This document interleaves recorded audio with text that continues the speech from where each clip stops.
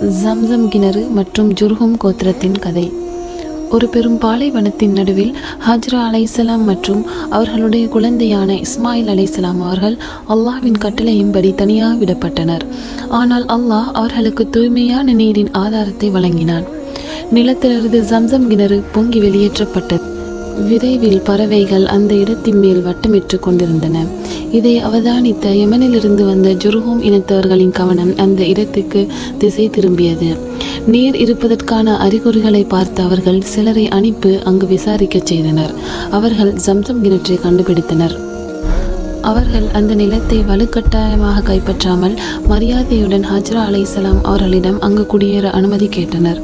தனியாக இருந்தாலும் ஹஜ்ரா அலைஹிஸ்ஸலாம் அவர்கள் அறிவாளியாகவே செயற்பட்டனர். அவர் ஒரு நிபந்தனையை வைத்தார்.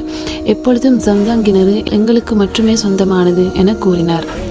ஜுர்ஹும் இனத்தவர்களும் அந்த நிபந்தனையை ஏற்றுக்கொண்டனர். பின்னர் அந்த பள்ளத்தாக்கு மக்காவாக வளர்ந்தது.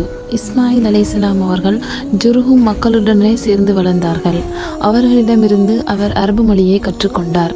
ஆனால் அவருடைய தந்தையான இப்ராஹிம் அலைஹிஸ்ஸலாம் அவர்கள் அராமிக் மொழியை பேசினார்.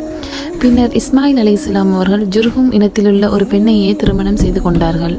அவருடைய சந்ததியிலிருந்தே நபி முஹம்மது ஸல்லல்லாஹு அலைஹி வஸல்லம் அவர்கள் பிறந்தார்கள்.